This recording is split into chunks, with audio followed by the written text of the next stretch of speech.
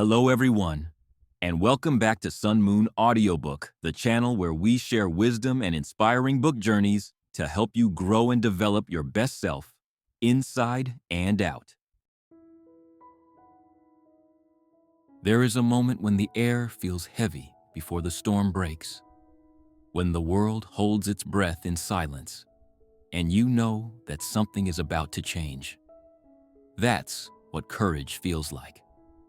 Not the thunder that follows, not the lightning that splits the sky, but that trembling pause where fear and hope live side by side.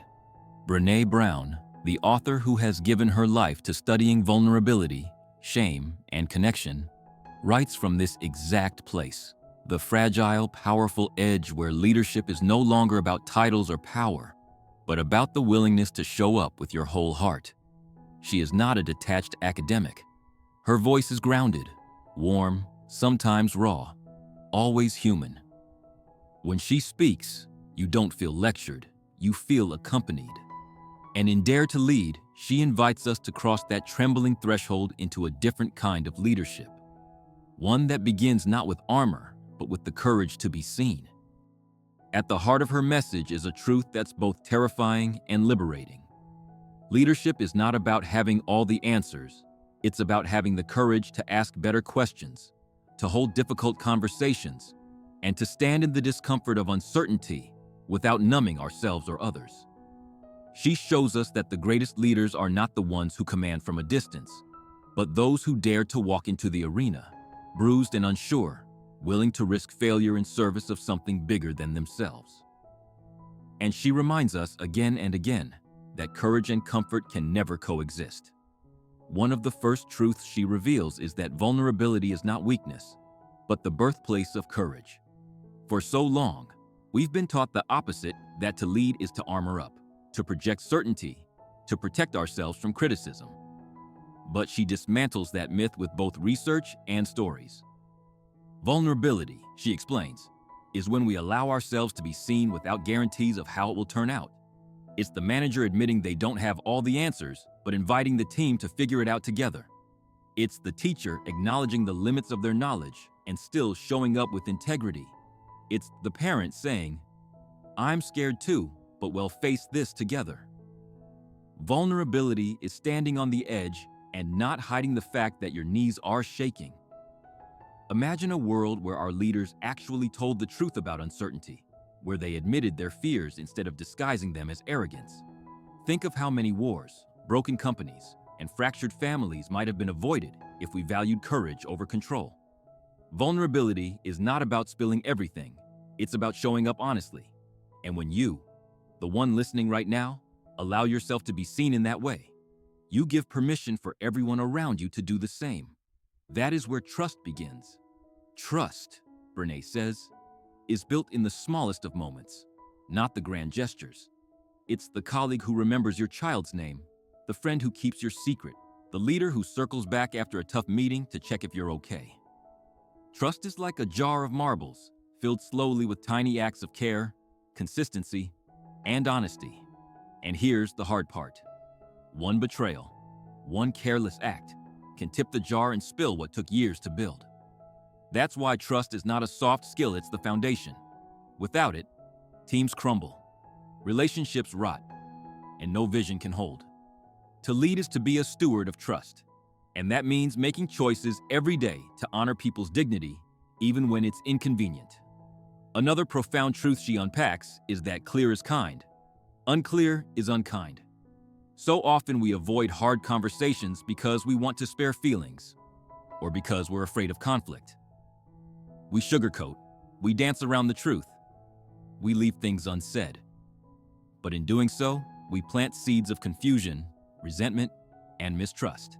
To tell someone exactly where they stand, to give feedback that's specific and honest, to say no with respect instead of vague excuses, this is an act of courage. Brené calls it rumbling with vulnerability, choosing to have the hard conversation instead of the easy silence. Because silence, in the long run, is rarely kind. And maybe you've felt this. Maybe you've walked out of a meeting with a leader who smiled and nodded, only to learn later that your work wasn't meeting expectations. That sting, that confusion, that sense of betrayal comes not from the feedback itself, but from the absence of it. Clarity, even when it hurts, is a form of respect. So if you lead in any way, remember this mantra. Clear is kind. Unclear is unkind. Hold it close because it may change not only the way you lead, but the way you love. Courage, in Brené language, is not the absence of fear, but the willingness to act in spite of it, to step into the arena knowing that failure is possible, that judgment is inevitable, and that you might fall flat on your face. She tells us that courage is contagious, and when one person dares to stand up and be vulnerable, it creates a ripple that gives others permission to do the same. Think of the leaders you've admired most deeply, not the ones who seemed untouchable, but the ones who showed you their humanity. The ones who said, "I made a mistake," or "I don't know, but am willing to learn." That's the kind of courage she invites us to embody, not because it's easy, but because the world desperately needs it. In a time where division and fear run rampant, daring leadership is an act of resistance. One of the most powerful ideas she shares is about the armor we wear. Every one of us, at some point, has built defenses to protect ourselves: perfectionism, cynicism, control, detachment. These armors might have saved us once, but over time, they suffocate us. Leadership that's armored looks like rigidity, defensiveness, unwillingness to admit mistakes. But leadership that's daring strips away that armor and chooses curiosity instead. When someone challenges us, instead of snapping back or shutting down, we can pause and ask, "Tell me more. Help me understand." Curiosity dismantles armor. It transforms conflict into conversation. It doesn't mean we're always comfortable, but it means we're still open. And openness is where possibility lives. This is why she emphasizes the importance of values, knowing what you stand for, deeply and unapologetically. When you're clear on your values, decisions become clearer. Integrity isn't about choosing what's easy. It's about aligning your actions with what you believe, even when it costs you. Without values, we drift. We betray ourselves. We become reactive instead of intentional. But when you know your values, when you can name them and live by them, they become a compass in the storm. They tell you when to speak up, when to walk away, when to risk being misunderstood. They help you choose courage over comfort. And courage, once again, is contagious. She brings these truths alive not just through theory, but through stories of leaders who've dared differently. She shares about companies where honesty and compassion created thriving cultures, and about leaders who transformed not by being the smartest in the room, but by being the bravest. Think about Oprah Winfrey, who built her empire not on perfection, but on radical authenticity. Or Howard Schultz, who turned Starbucks into more than a coffee chain by centering it on values like connection and community. These figures didn't succeed because they were flawless. They succeeded because they had the courage to lead with heart. And yet, even with examples like these, we often resist. Because the truth is, daring leadership hurts. It means facing criticism, risking rejection, opening yourself to wounds. And this is where shame comes in. Brené has spent decades researching shame, and she describes it as the intensely painful feeling of being unworthy of love and belonging. Shame whispers, "Who do you think you are?" Shame tells us not to try, because failure will expose us. But the antidote to shame is empathy, the willingness to stand with someone in their pain, to say, "You are not alone." And empathy is not just for others, it's also for ourselves. When we stumble, when we fall short, when we face rejection, can we respond to ourselves with the same compassion we'd offer a friend? Because if we can, shame loses its grip. Brené often says, "You can choose courage or you can choose comfort, but you cannot choose both." That phrase alone is worth repeating, like a mantra for the soul. Courage or comfort. One will keep you safe, the other will set you free. But the freedom comes with a price, the price of being misunderstood, the price of failing in the open, the price of living without armor. You, listening right now, know that price. You felt it in the pit of your stomach, in the moments when you wanted to speak but stayed silent, when you wanted to take a leap but stayed seated, when you wanted to be seen but kept hiding. And yet, something inside you still longs for more. That longing is the invitation. That longing is the sign that courage is calling your name. I remember once watching a young student stand trembling in front of her class, holding a piece of paper with hands that shook so violently it was hard for her to keep reading. Every word caught in her throat, but she pressed on. And when she finally finished, the silence that followed wasn't judgment, it was awe. Her vulnerability had broken something open in that room, and everyone knew it. That was courage in its purest form. Not the absence of fear, but the decision to move forward anyway. And I never forgot the way it felt to witness that kind of bravery. The path of daring leadership also asks us to reimagine failure. We are taught from an early age that failure is final, that mistakes mark us as incapable, that falling down is something to be ashamed of. But Brené flips this entirely. Failure, she insists, is not the opposite of success, it is part of it. It is the soil in which growth takes root. When we allow ourselves to fail forward, we begin to see mistakes not as proof of inadequacy, but as evidence that we were brave enough to try. She often quotes the words of Theodore Roosevelt's famous speech about the man in the arena, reminding us that it is not the critic who counts, not the one who points out how the strong stumble, but the one who actually steps into the arena, bloodied and scarred, daring greatly. To lead is to step into that arena day after day, knowing that the critics are waiting, but daring anyway. And the truth is, most of the critics are not even out there, they're inside our own heads. That harsh inner voice, the one that tells you you're not good enough, not smart enough, not worthy, that is often the loudest enemy of courage. The work then is not to silence that voice, but to recognize it, name it, and keep moving forward despite it. This is where resilience comes in. Daring leaders are not those who never fall, but those who rise again and again, carrying the scars as proof of their courage. Resilience isn't about pretending the fall didn't hurt. It's about integrating the pain, learning from it, and using it as fuel to keep going. This shift in perspective changes everything. Imagine if you approached your work, your relationships, your dreams with the understanding that failure is not fatal. How much freer would you be? How much more would you risk? How much bolder could you become if you no longer treated mistakes as the end, but as part of the beginning? This is the heartbeat of Brené's work. To lead is to risk is to fail, and to fail is to learn. Another cornerstone she teaches is the art of difficult conversations. She calls them rumbles, honest, open dialogues where people lean into vulnerability instead of avoiding it. Rumbles are where innovation happens, where trust deepens, where cultures shift. But they require us to sit with discomfort. Think of the times you avoided a conversation because it felt too hard. Maybe with a partner, maybe with a colleague, maybe even with yourself.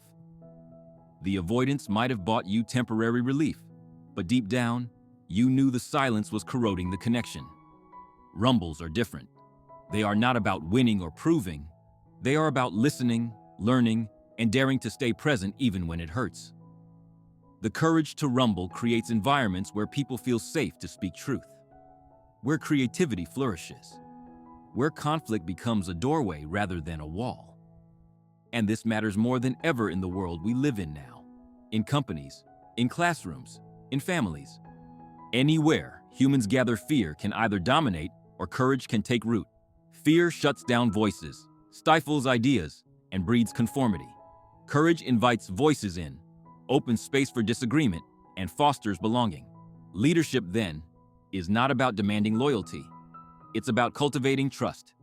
It's not about being the loudest voice in the room.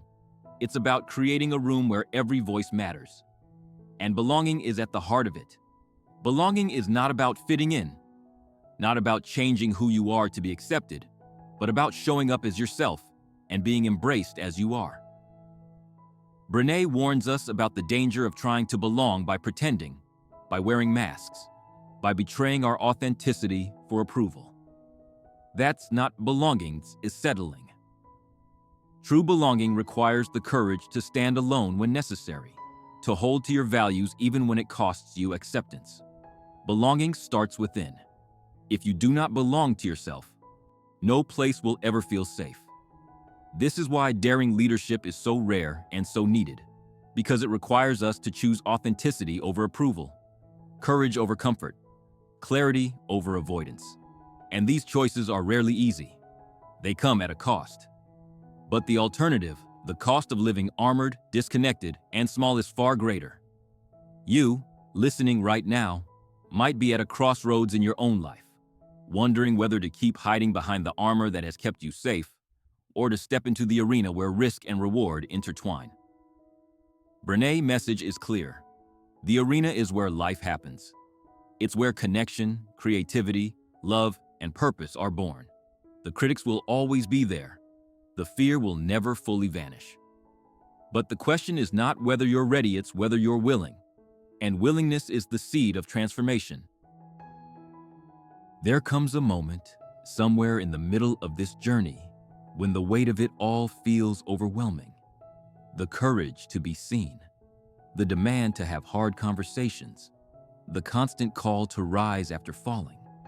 It can leave you wondering if it's worth it. And Brené doesn't shy away from that truth. She knows that daring to lead isn't a path paved with ease. It's a path carved out of grit, tenderness, and perseverance. This is the emotional midpoint, the pause where your doubts and your longing collide. Maybe you felt it yourself, the ache of being tired, the fear that maybe you don't have what it takes, the whisper that it would be simpler to shrink back into comfort. But here is the paradox. It's in these moments of exhaustion and self-doubt that transformation is closest. Courage doesn't roar when everything is easy. It whispers when you feel like quitting. And in that whisper is the reminder that you are not alone, that countless others have walked this path, and that growth is never painless but always possible. Brené often speaks about the importance of leaning into hope, not as a naive optimism, but as a gritty, grounded choice. Hope, she says, is not wishing. It is a discipline. It's built through struggle, through finding meaning in the mess, through trusting that even when the outcome is uncertain, the effort itself matters. It's the hope that says, "This is hard, but I'm not going to numb out or walk away. I'm going to stay." And that staying power is what changes everything. From this place of vulnerability and resilience, she introduces the idea of daring cultures, environments where courage is the norm, not the exception. Cultures where feedback is expected, where failure is not punished but studied, where people are not reduced to their mistakes but lifted by their potential. Creating such a culture requires leaders who model the behavior themselves. If the leader hides, the team hides. If the leader blames, the team blames. But if the leader owns mistakes, asks hard questions, and listens with empathy, the team follows suit. Culture is not built by slogans or posters, it's built in the daily choices, the everyday conversations, the willingness to choose courage over comfort one small moment at a time. And you don't have to run a company to shape culture. Every family has a culture. Every friendship has a culture. Every relationship, every classroom, every gathering of humans has a set of norms, spoken or unspoken, that define what is safe and what is silenced. The question is, what kind of culture are you shaping with your choices? Are you creating space for truth, for belonging, for courage? Or are you reinforcing fear, avoidance, and pretense? These are the questions that cut deep because they invite responsibility. And responsibility is the essence of leadership. One of the most practical insights Brené offers is her encouragement to integrate small, deliberate practices into daily life. For instance, she suggests beginning with naming your emotions instead of suppressing them. When you're frustrated, admit it. When you're scared, acknowledge it. When you're excited, celebrate it. Naming emotions disarms them. It makes them less overwhelming and more navigable. Another practice is checking in with values regularly, asking, "Am I living in alignment with what matters most to me today?" These may seem simple, but they are radical acts in a world that constantly pulls us toward distraction and disconnection. Brené also challenges us to examine the stories we tell ourselves. Our brains are wired to create narratives to make sense of what we experience, but often those narratives are incomplete or distorted. A colleague doesn't respond to your message, and the story you tell yourself is that they don't respect you.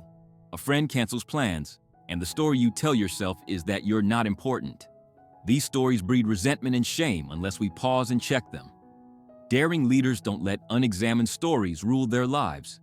They ask, what's the story I'm making up? What else might be true? This shift from assumption to curiosity can transform relationships and dissolve conflicts before they calcify. And if you look closely, you'll see how many wounds in your own life have come from stories left unchallenged.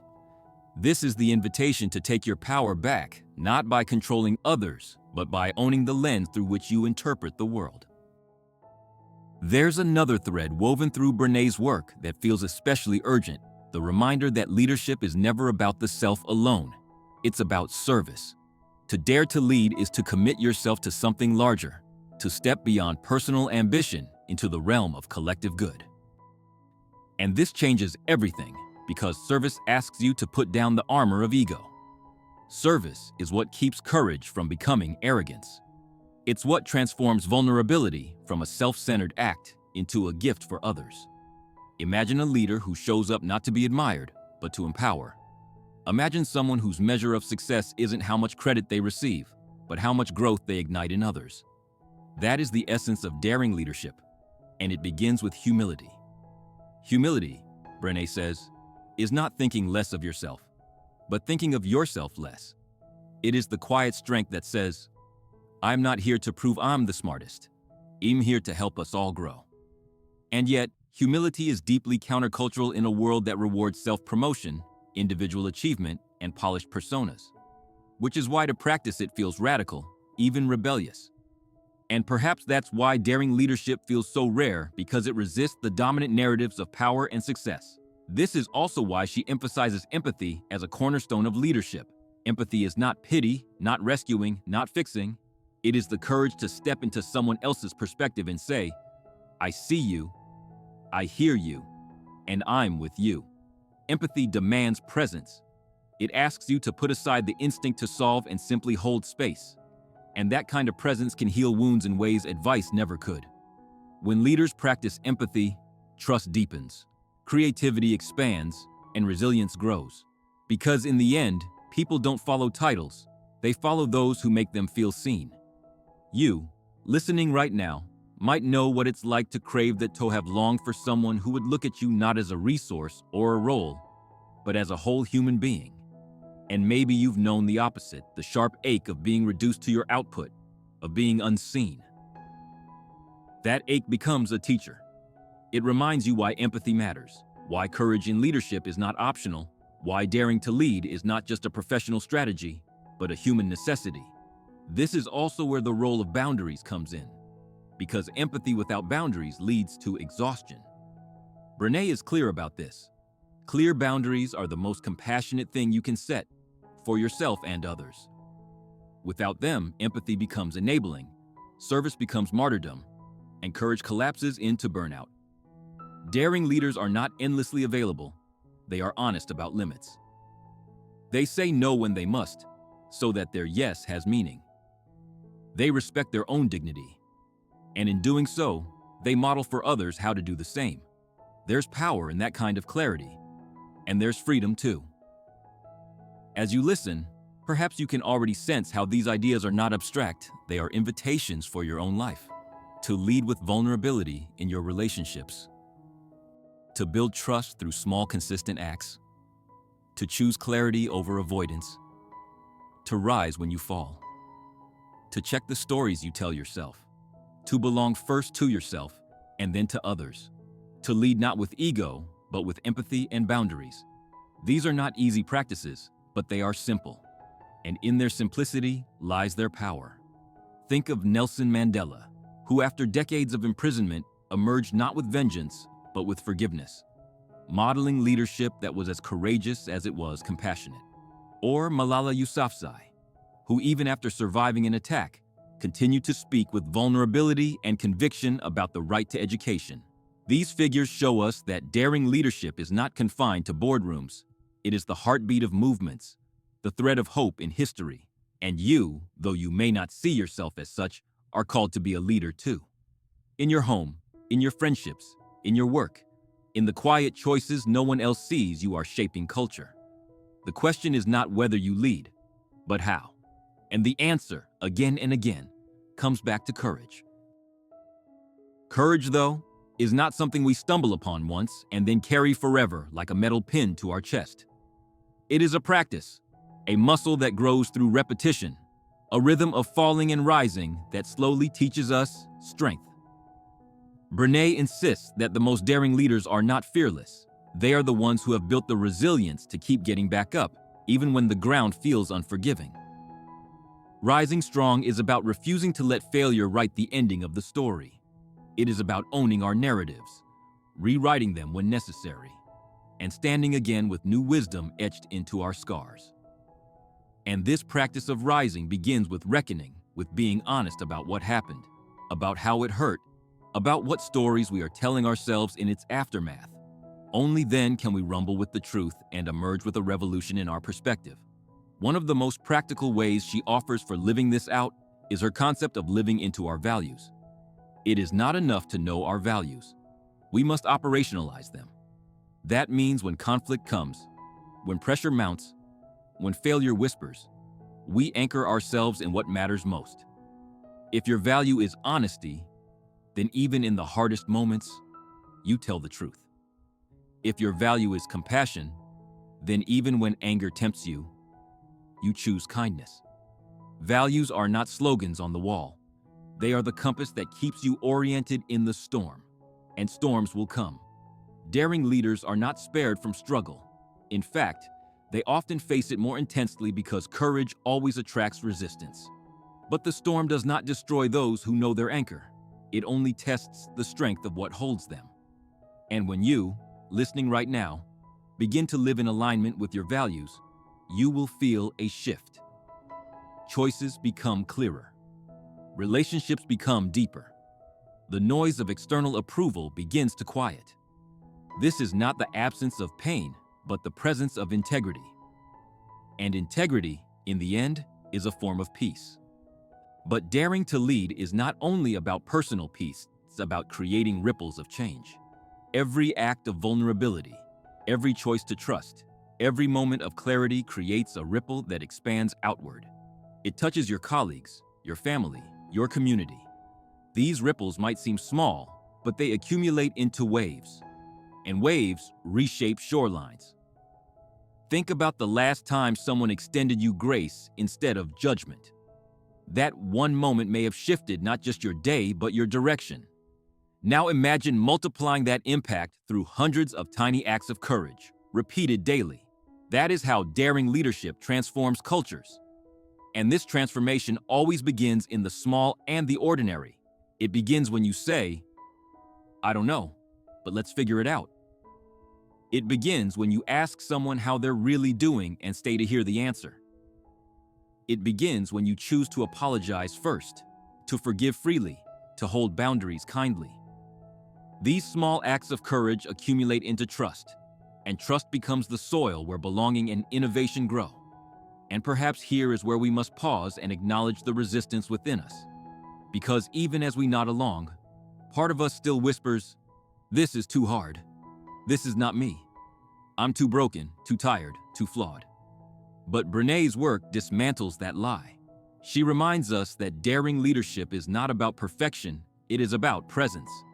It is about showing up, imperfectly, and refusing to let fear decide the boundaries of your life. And even your brokenness, even your flaws, can become part of the gift you offer to the world. Scars are not signs of weakness. They are evidence that you were brave enough to heal. And healing, too, can be contagious. When we speak of daring to lead, we must also speak of belonging to ourselves, because without self-belonging, every act of courage collapses into performance. Brené teaches us that true belonging begins when we no longer betray who we are for the comfort of acceptance. This is the paradox.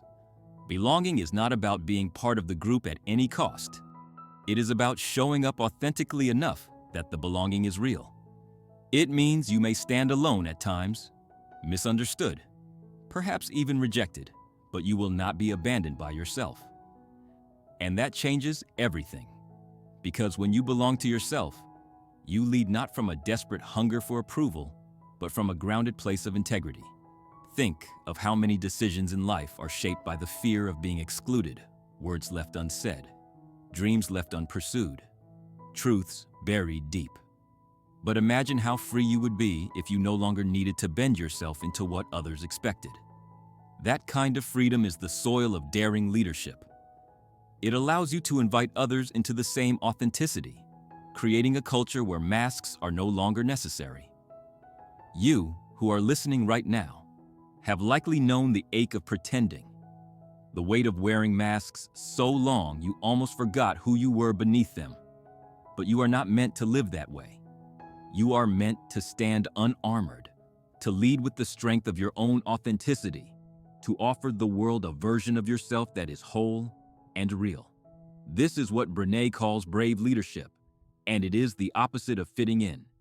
It is the practice of showing up as you are and trusting that real connection can only be built on truth. And in this practice, there is a kind of paradoxical ease, because pretending is exhausting. Once you lay it down, once you choose belonging over fitting in, you reclaim energy, joy, and a deep sense of peace. And from that peace, you are able to rise again and again. Rising strong is not just a process, it is a way of life. It means when you fall, you do not deny the pain, but you also do not surrender to it. You acknowledge it, feel it, and then ask, what is the story I'm telling myself?